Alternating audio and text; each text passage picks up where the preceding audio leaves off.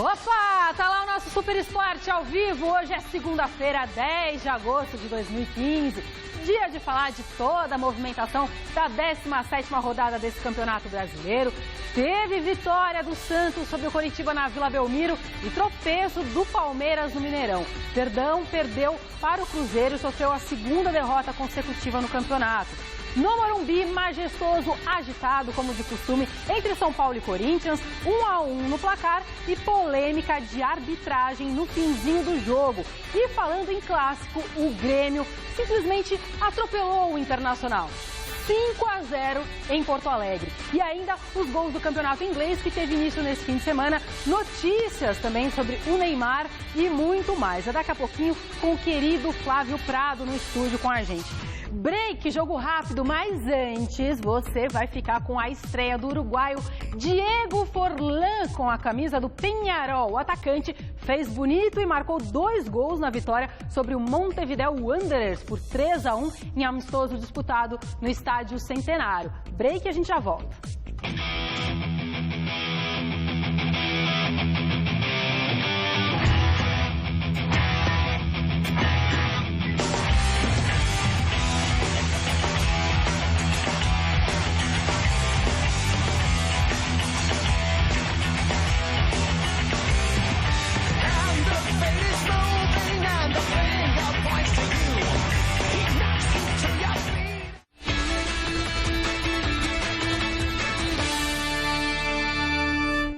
Bom, gente, vamos com o nosso Campeonato Brasileiro. Sábado, na Vila Belmiro, o Santos recebeu o Lanterninha Coritiba e venceu sem maiores dificuldades. Veja aí.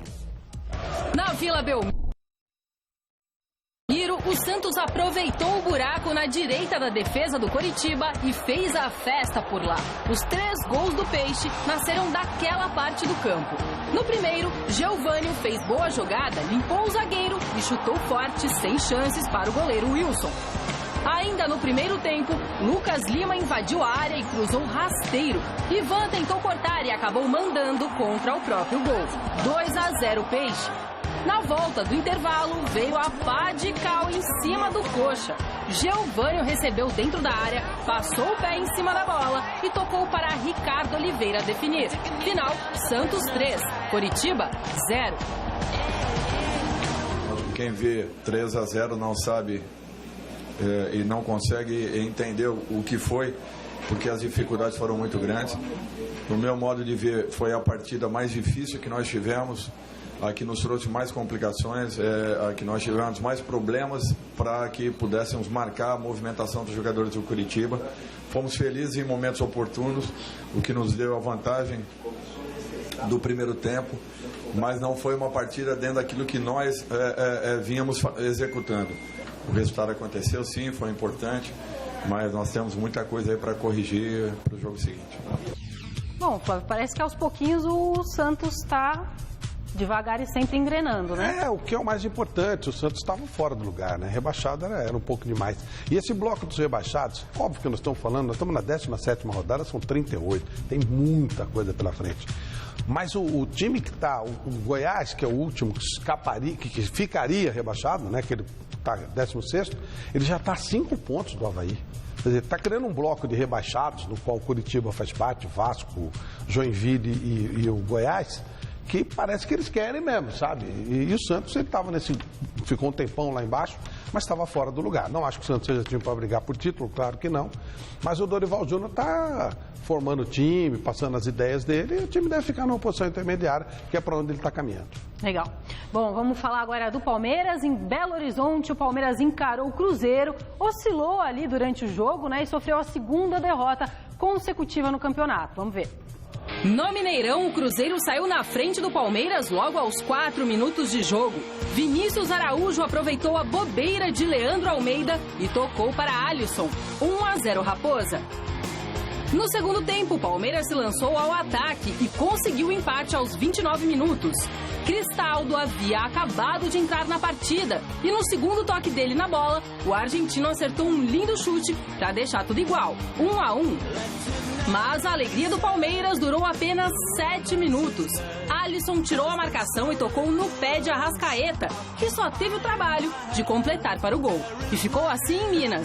Cruzeiro 2, Palmeiras 1. Esta foi a segunda derrota seguida da equipe de Marcelo Oliveira no campeonato. Não jogamos e não conseguimos marcar no primeiro tempo.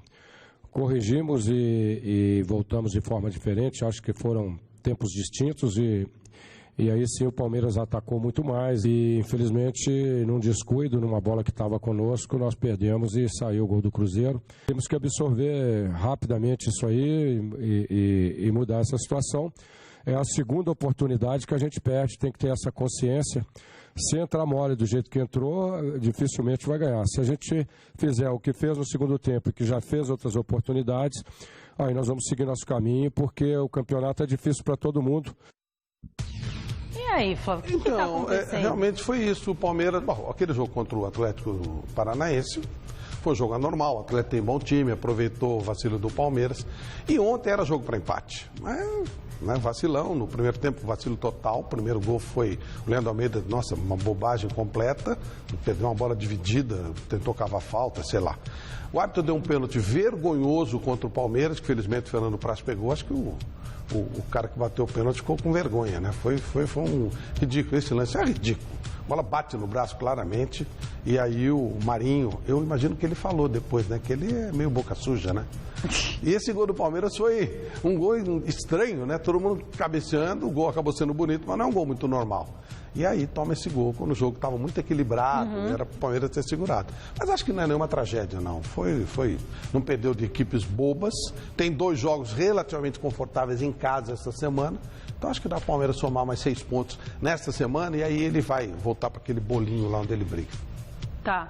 Bom, o Palmeiras estava vindo muito bem, ainda até a gente brincou com o Egídio, que teve aqui na semana passada. Foi. Né? Eu falei, puxa, aí, que um pessoal escreveu, e se engatar aí uma sequência de derrotas, o que vocês vão fazer, né? E aí já está na segunda derrota, mas eu acho que é só acontece, né? Foi uma tabela... Então, o jogo contra o Atlético Paranaense, em tese, não se perderia, mas onde está o Atlético Paranaense? Está jogando bem. O time está tendo um time bem pragmático, jogando bem. O Milton Mendes é um belo treinador. E contra o Cruzeiro em Minas, aí que tá, não era nem para perder do Atlético nem do Cruzeiro, eram jogos iguais. Acontece. Essas oscilações são normais, faz parte, eu acho que sim. Claro, uma outra derrota agora no meio de semana do Flamengo, aí já começa a preocupar. Aí já vira 3, aí complica. Mas não acredito nisso, não. Tá, vamos ver.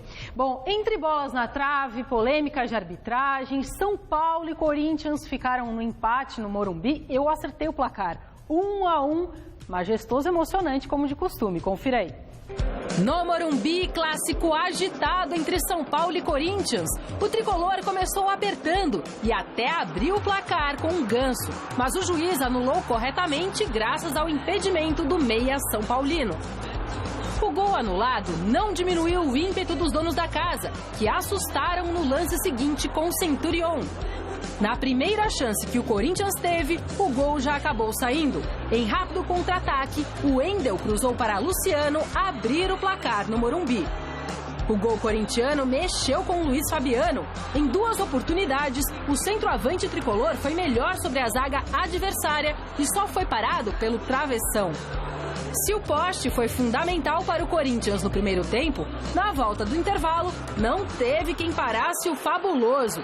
Em tabelinha com Centurion, Luiz Fabiano esperou o rebote de Cássio e deixou tudo igual, 1-1. A partir daí, o jogo ficou aberto, com boas chances para os dois lados.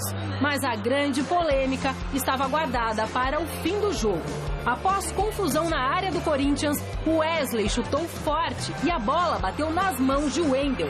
Os jogadores do São Paulo pediram pênalti, mas o juiz Leandro Voaden entendeu o lance como sendo normal, o que gerou revolta dos São Paulinos.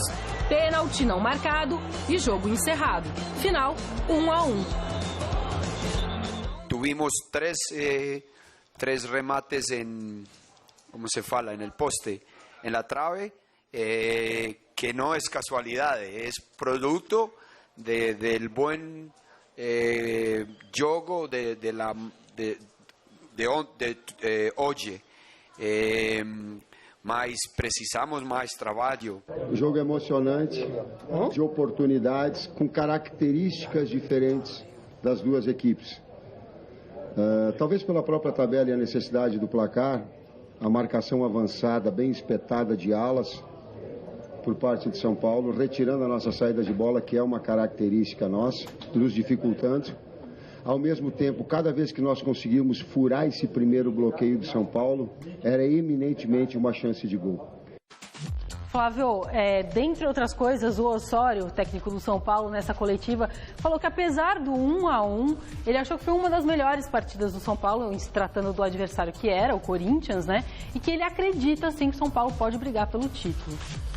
E você? De fato, o Corinthians, se você olhar, a média do Corinthians no campeonato, ele tem, salvo engano, 66,7. Ou seja, nenhum time que fez essa média deixou de ser campeão nos pontos corridos.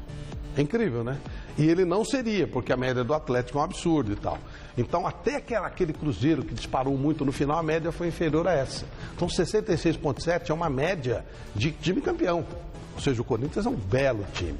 E ontem o São Paulo eu achei que foi melhor do que o Corinthians. Foi um jogo bem aberto, mas o São Paulo, ele, como disse o Tite, o São Paulo matou algumas jogadas, principalmente a subida dos volantes do Corinthians, que é uma arma muito forte.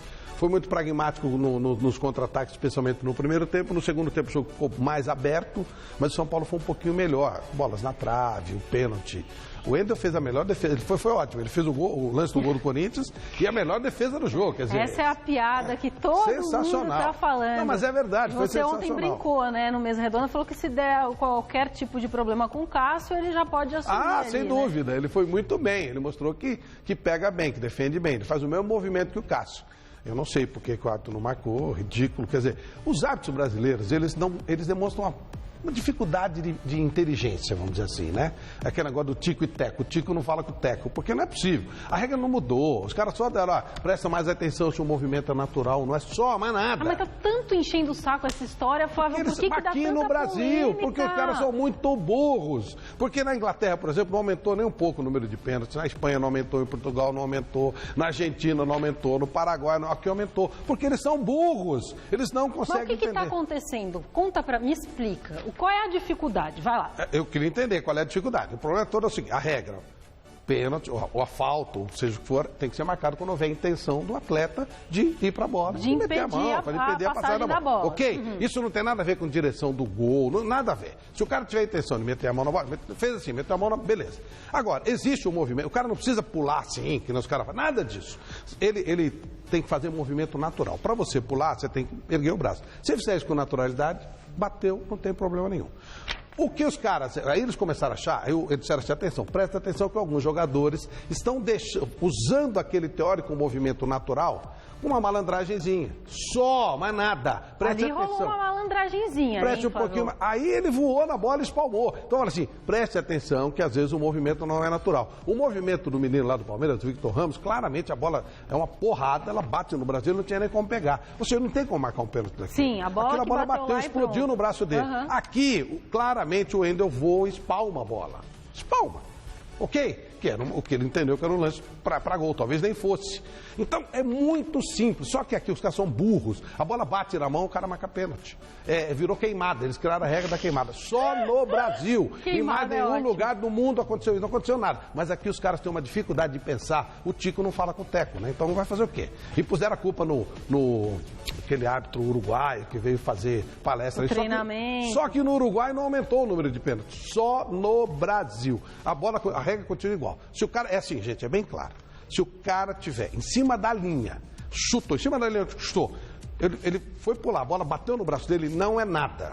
Se a bola está indo para fora e o cara estica o braço e mete a mão, é pênalti se ele estiver dentro da área, ou falta se ele estiver fora. Intenção. Se não tiver intenção, não interessa se está em cima da linha, saindo para o gol, isso não tem a menor importância. Teve intenção, pênalti. Não teve intenção, não pênalti. Mas é muito difícil para o Tico e Teco deles baterem. E foi pênalti, então, né? Nossa Deveria Senhora. ter sido. Você vê a reação do Ender, ele fica olhando e tal. Foi muito pênalti, foi um dos maiores da história. O Lucão teve aqui ontem e ele viu a imagem, ele não tinha visto, ele saiu do jogo direto pra cá e ele falou, pô, tá brincadeira, tô escrachado. O Vanderlei Nogueira acha, ele estava atrás do gol, que o Vaden viu, mas achou melhor não criar problema. Não vamos marcar. O Godoy, né, falou. O Godoy e o Vanderlei Nogueira. É melhor não marcar, deixa pra... Então, foi absurdamente pênalti. Imagina, no fim do jogo, mandar um 2-1 ali. Não, e podendo ser gol também, né? Podia, mas... O Cássio já pegou pênalti do Rogério. Podia não ser gol. Mas podia pênalti ele tinha que marcar, né? O resto não é com ele. Bom, vamos seguir aqui a nossa rodada. No Maracanã, volta para a vovó, no Maracanã, Vasco e Joinville empataram em 0-0 e continuam em situação preocupante na zona do rebaixamento. O mesmo placar do duelo entre Goiás e o líder Atlético Mineiro no Serra Dourada. Nos demais jogos, a rede balançou com destaque para o Grêmio, que recebeu o Internacional e aplicou a maior goleada da história do Grenal no Campeonato Brasileiro. Confira os gols. Jogando na ressacada e com Ronaldinho entre os titulares, o Fluminense perdeu para o Avaí por 1-0. O gol do jogo foi dado para André Lima, mas a jogada foi pra lá de esquisita. Com a vitória, o Avaí conseguiu se afastar do Z4. Na Arena da Baixada, Atlético Paranaense e Sport fizeram um dos melhores jogos deste campeonato. Marlone abriu o placar para o time pernambucano. Só que no último lance da partida, aos 52 minutos, Vilches marcou de cabeça e arrancou o empate para o Furacão. Final 1-1. No Moisés Lucarelli, a Ponte Preta passou pelo Flamengo. O gol do jogo foi marcado pelo zagueiro Pablo, depois do escanteio batido pela esquerda. E ficou nisso, 1-0 Macaca. Na Arena do Grêmio, o tricolor gaúcho não tomou conhecimento do Internacional. Giuliano, chutando forte, abriu o placar para os donos da casa. Luan arriscou de longe e o goleiro Alisson não conseguiu chegar na bola. 2-0 Grêmio. No segundo tempo, o próprio Luan aproveitou o rebote de Alisson e aumentou a vantagem gremista. O quarto gol do tricolor saiu dos pés de Fernandinho, que recebeu na frente e não desperdiçou. Já no fim da partida, Fernandinho cruzou da direita e o zagueiro Hever marcou contra. Final, Grêmio 5, Internacional 0. Na Arena Condá, Bruno Rangel aproveitou o vacilo da zaga do Figueirense e fez 1-0 a favor da Chapecoense. Thiago Luiz, cobrando falta, anotou o segundo da Chapecoense. A reação do Figueira começou apenas no finzinho do duelo.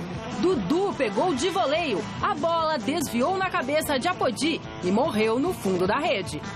O empate dos visitantes veio aos 43 da etapa complementar. Marcão chutou colocado e deu números finais ao confronto. Chapecoense 2, Figueirense também 2. Isto posto, querido Flávio, vamos ver como ficou a situação desta tabela do Campeonato Brasileiro. Após essa 17ª rodada, Atlético Mineiro com 36 pontos, Corinthians em segundo com 34, Grêmio com 30, assim como o Fluminense que está com 30, bem como o Sport com 30. O Atlético Paranaense está com 29, o Palmeiras com 28, o São Paulo com 28, Chapecoense com 24 e sua querida Ponte Preta em 10º com 22. Em 11º, Cruzeiro com 21, Internacional, Inter com 21, Flamengo com 20, Santos com 20, assim como o Figueirense com 20. Em 16º, Avaí, depois, aí sim, a zona da confusão. Goiás com 15, Joinville com 13, Vasco com 13 e Coritiba com 12. Flávio, vamos avaliar aí. Sua Macaca, parabéns, né? Ótimo, não, estamos caminhando. Faltam 22 o Flamengo pontos. Com Guerreiro e tudo. O campeonato ainda não chegou na metade, já atingiu metade dos pontos necessários para não cair, que é a conta que tem que ser feita, né? 44, 45 pontos, quando está com 22, está ótimo. Eu queria parabenizar a direção do Inter, porque sensibilidade é uma coisa que você tem que ter, né? É lógico. Embora o Diego Aguirre, eles disseram assim, o Diego Aguirre não está bem. Precisamos dar um impacto no jogo. Olha a campanha do Diego Aguirre, ele ganhou a porcaria do campeonato regional, que não vale nada mais do que tinha para disputar. Foi o time com o melhor desempenho do Brasil na Copa Libertadores, inclusive o único a chegar em semifinais nas 2 últimas temporadas. E aí eles acharam que o cara estava desgastado e deram um choque administrativo. E como a gente vê, funcionou, foi muito bom. Tomaram de 5 do Grêmio. Então até o Inter, que eu sempre reputei como equipe organizada, parece que já não está tão organizado assim, está meio esculhambado. E aí teve a brilhante ideia de jogar um Grenal nessas condições. Tomou um vareio ótimo para ver se aprende. Isso vale para todo mundo. Mexer com treinador, essas coisas, ainda mais um cara que está fazendo um trabalho competente, né? E aí, 5-0, fica para a história. Né? Agora eles estão aí à procura do Muricy Ramalho, Muricy já falou que não quer? Não quer, já falou para mim, inclusive, que não vai aceitar. a senhora dele disse, não trabalha mais esse ano. Descansa. Dance, tá bom. dance, tchau. Dance, o que o Galdino separou pra mim? Foi numa festa